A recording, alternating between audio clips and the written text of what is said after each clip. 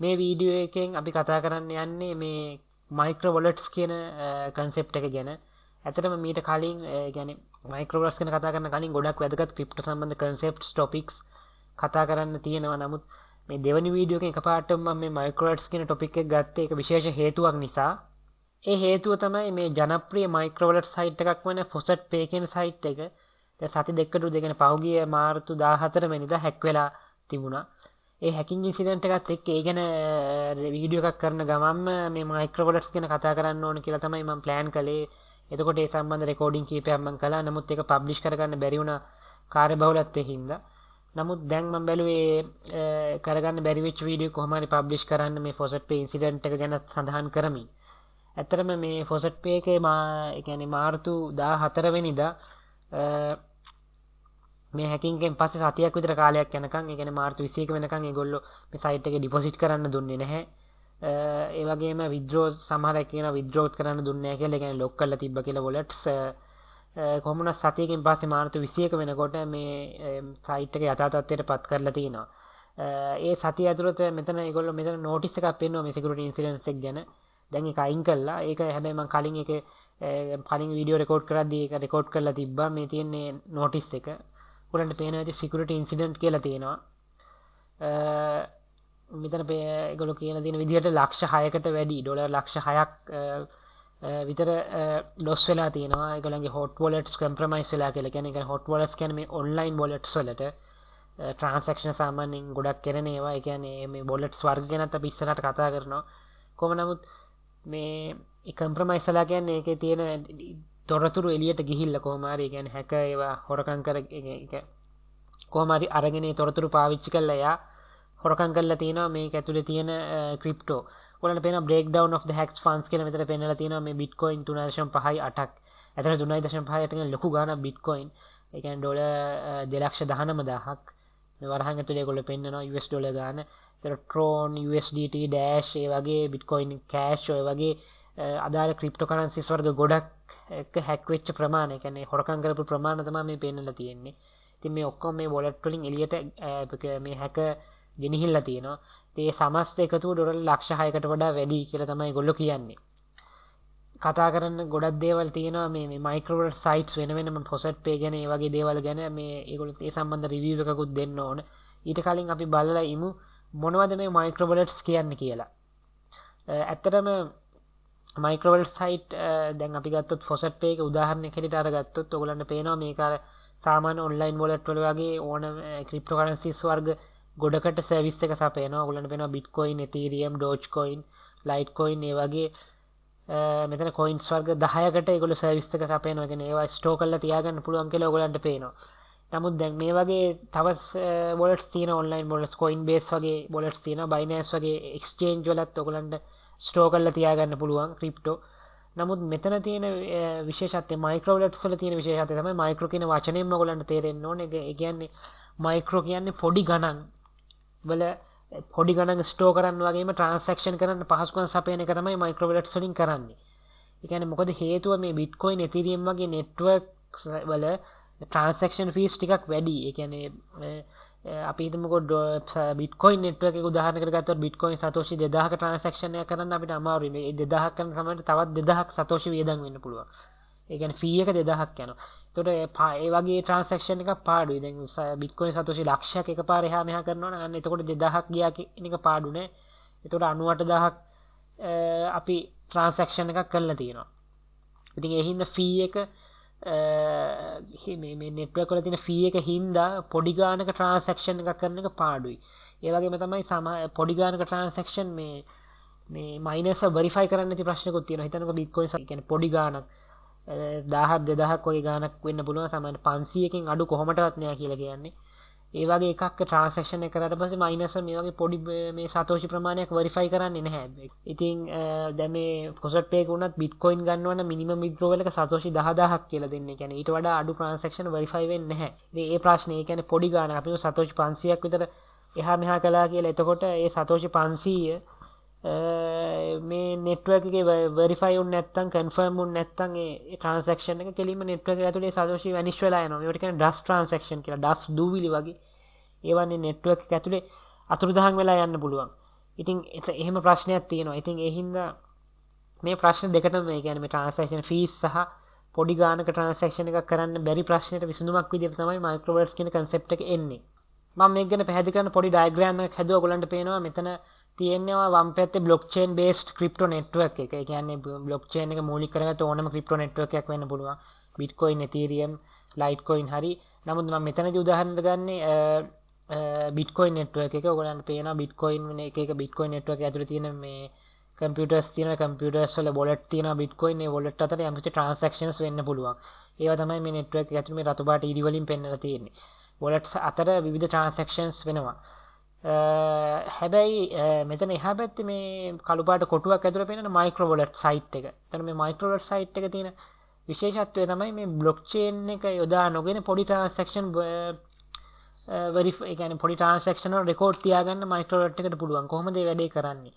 දැන් හිතන්නකෝ මෙහෙම දැන් මේ micro wallets ඕන වෙන්නේ සාමාන්‍යයෙන් online පොඩි ගාණක් එහා මෙහා කරනවා නෑනේ. දැන් මේ faucet pay කියන site එක අපි ගත්තොත් ඒකේ තියෙන faucet කියන වචනයෙන් ඔයගොල්ලන්ට තේරෙනවා. faucet කියන්නේ කරාමයක්. ඒ කියන්නේ faucets online faucet කියන එක ඔය ක්‍රිප්ටෝ ගැන උනන්දුවක් තියෙන කට්ටිය අහලා ඇති. ඒ කියන්නේ පොඩි ක්‍රිප්ටෝ ප්‍රමාණයක් අපිට දෙන site තියෙනවා විවිධ task එකක් අපි කළාම. හිතන්නකෝ AdClick site කියලා AdClick එකක් කළාම අපිට සතෝෂි 10ක් 20ක් වගේ අපිට දෙනවා. අපිට සතෝෂි 100ක් වෙන්න පුළුවන්. ඒ වගේ ගානක් අපිට දෙන එහෙම site තියෙනවා. ad එකක් AdClick එකක් වෙන්න පුළුවන්, වීඩියෝ එකක් බලලා වෙන්න පුළුවන්, මොකක්ද task එකක් කරන වෙන්න පුළුවන්. කොහොම හරි මොන හරි promotional දෙයක් කළාට පස්සේ තමයි අපිට මේ පොඩි ගානක් faucet එකකින් ගෙවන්නේ. ඒතකොට හිතන්නකෝ මේ වගේ faucet එක ඕන කෙනෙක් ඉන්නවා. faucet එක අයිතිකාරයෙක් site එක. ඒ faucet owner ට දැන් faucet ownerගේ faucet site එක ownerගේ මේ තියෙන්නේ එයාගේ wallet එක. හරිද? එයා දැන් faucet users තමයි මේ ad click කරන කට්ටිය. අපි හිතන්නකෝ මේක උදාහරණයකට විතරයි මේක ගන්න. ඒ usersලා මේ site එකේ ad එකක් click කරාම faucet owner යම්කිසි ගාණක් ගෙවන්න ඕනේ. එතකොට faucet owner අපි හිතමුකෝ සතෝෂි 20ක් මේ faucet user ට ගෙවන්න වෙනවා කියලා. මේ transaction එක දැන් මේ සාමාන්‍ය blockchain එක base කරගත්ත bitcoin network ඇතුලේ කොහොමදවත් කරන්න බෑ. නිකන් dust එකක් වගේ. ඒක vanish වෙලා යනවා. නිකන් හරියට නිකන් 7-10ක් කාසියක් වගේ. නිකන් උදාහරණයකට අපි ගත්තොත් සරලව ගත්තොත් 7-10ක් හරි දැන් තාම තියෙනවා සමහර කට්ටිය ළඟ. නමුත් ඒවා පාවිච්චි කරන්න බෑ. 7-10 කාටවත් දුන්නට ඒක වළංගු නෑ. අන්න ඒ වගේ දෙයක් තමයි මෙතන තියෙන්නේ. ඒතකොට නමුත් මේ faucet micro wallet එක ඇතුලේ මේකට පහසුකමක් සපයනවා. ඒ කොහොමද? ඒ තමයි දැන් මේ හිතන්නකෝ මේ bitcoin wallet එක දැන් මේ එළියේ තියෙන faucet ownerට අයිති bitcoin wallet එකකින් එයා මේ micro wallet එකේ එයාගේ address එකට deposit කරනවා. යම් කිසි සතෝෂි ප්‍රමාණයක්. අපි හිතමුකෝ මේ transaction එක blockchain එකේ ලියවන මේ රතු පාටින් පෙන්වන deposit කියන එක blockchain එකේ ලියවන transaction එකක්. confirm වෙන එයා ලොකු ගාණක එකපාර මේ එවන්නේ. කියන්නේ සතෝෂි ලක්ෂයක් කියමුකෝ. සතෝෂි තමයි ලක්ෂ 10ක් වෙන්න පුළුවන්. ඒ වගේ ලොකු සතෝෂි ගාණක් මෙයා faucet එකට එවනවා. දැන් මේ faucet එකේ මම මේ කතා කරන්නේ bitcoin ඇසුරෙන්. හොඳේ bitcoin කියන එක ඇසුරෙන් ethereum වත් litecoin වත් ඇසුරෙන් නෙමෙයි. ඒව ඇසුරෙන් කතා කළත් එකම දේ. දැන් bitcoin සතෝෂි ලක්ෂයක් මෙයාගේ faucet එකේ address එකට එවුවා micro wallet එක ඇතුලේ. දැන් එයාට faucet user ට ගෙවන්න ඕනේ සතෝෂි 20යි. නෝද faucet user ඔන්න ad එකක් ක්ලික් කළා. එයාට සතෝෂි 20ක් ගෙවනවා. තව ad එකක් බැලුවා. එතකොට තව සතෝෂි 20ක් ගෙවනවා. ඔය ආදි වශයෙන් එයා ගෙවන්න ඕනේ. එතකොට මේ transaction එක වෙන්නේ ඇත්තටම micro wallet එක ඇතුලේ මොකක්වත් blockchain එකේ ලියවන transaction එකක් නෙමෙයි. බොහොම සරල දෙයක් වෙන්නේ. ඇත්තටම කොහෙන්ටවත් bitcoin satoshi transaction එකක් නොකර micro wallet එක මොකද කරන්නේ? යම්කිසි record එකක් තියා ගන්නවා database එක. faucet ownerගේ faucet එකේ තියෙන ගාණින් අපි හිතමු satoshi 20ක් අඩු කරලා faucet user ට ඒ 20 එකතු කරනවා. එතකොට ඒක database update එකක් විතරයි. නිකන් ඉලක්කම් වල update එකක් විතරයි මේ micro wallet එක ඇතුලේ වෙන්නේ.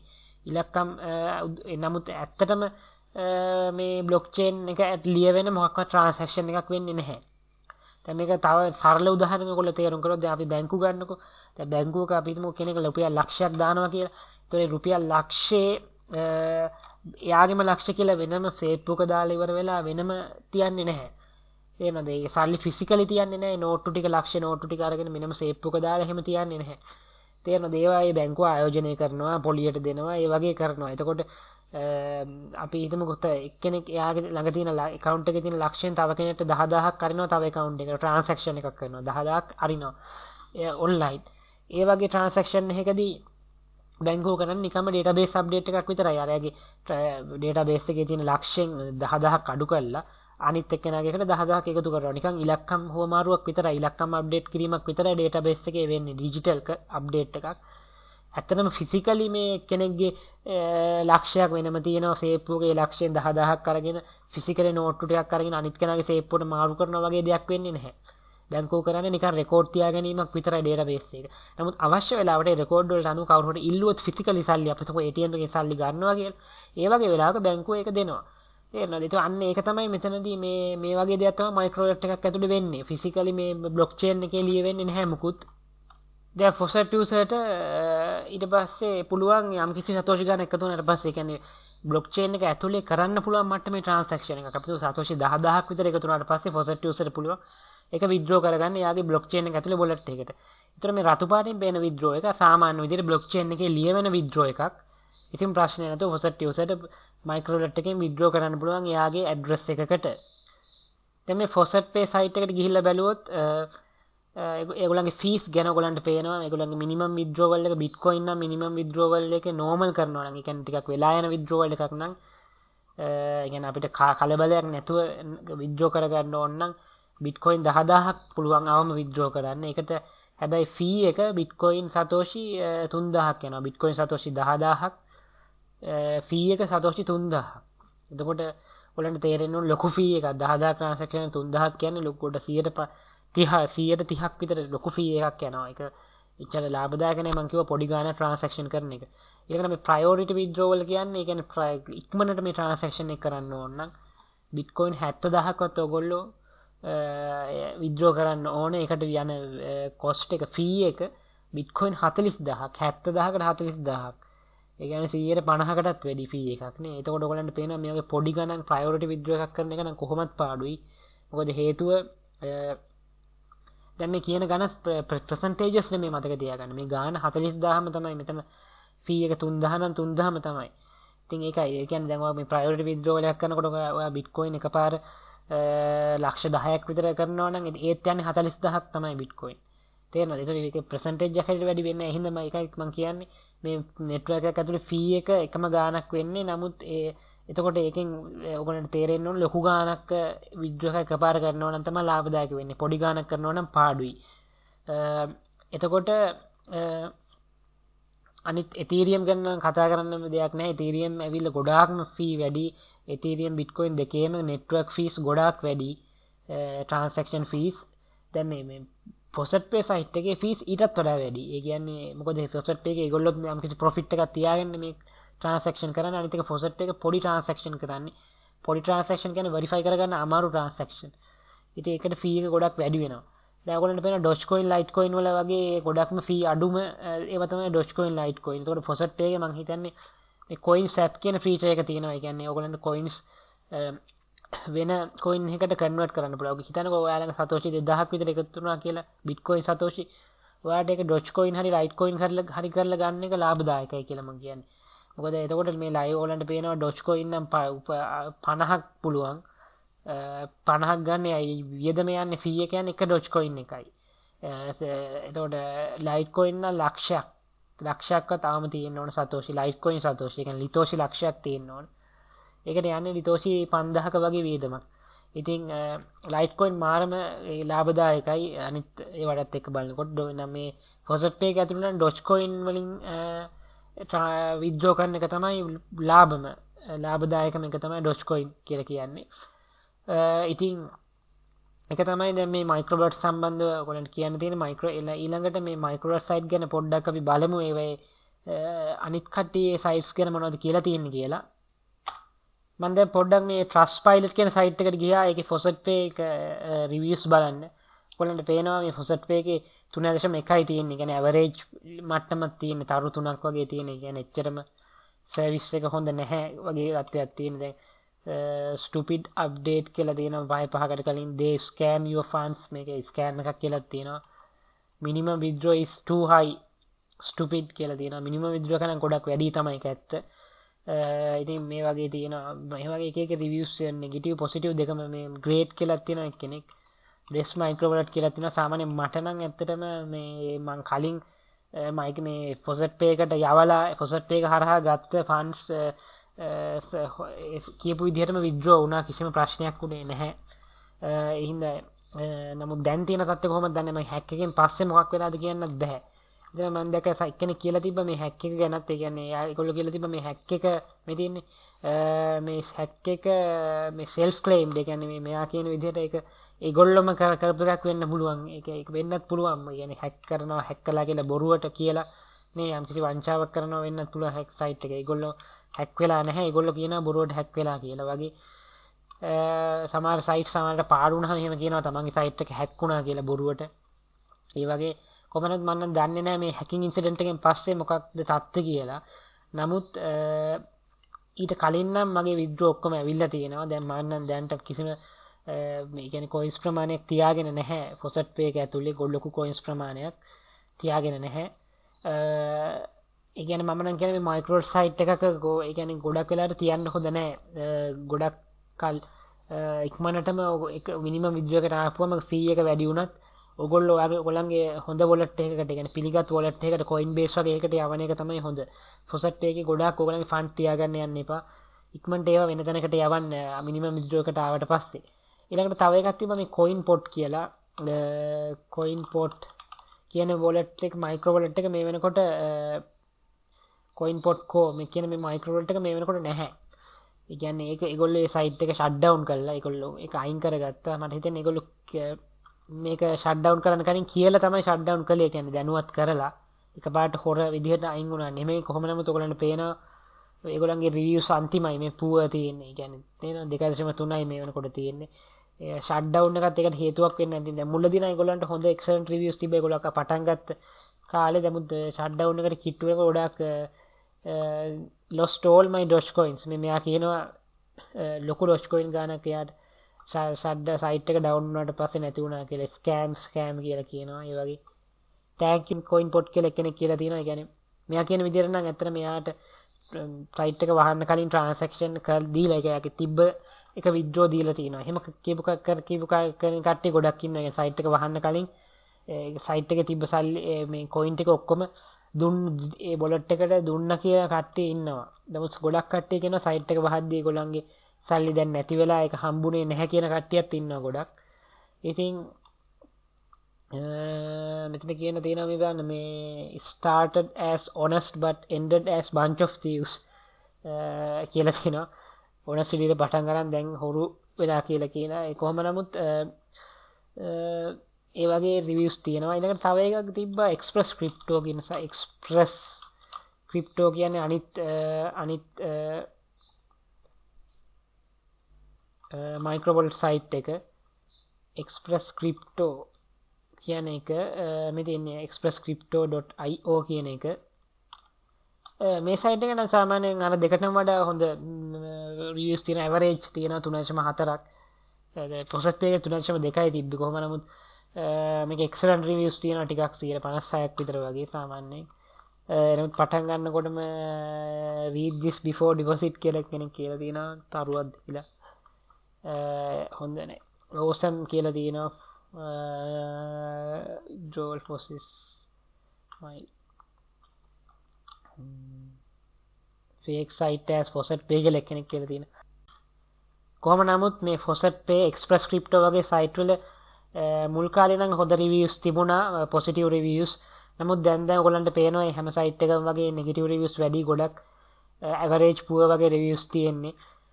දැන් coin pot එක නම් කොහොමද නෑ, ඒ site එක shut down. ඒක site එක කියන කතා කරන්න දෙයක් නැහැ නේද. දැන් මේ Faucet Pay Express Crypto කියන සයිට් එක සමහරට එකපාර අතුරුදහන් වෙන්න පුළුවන්.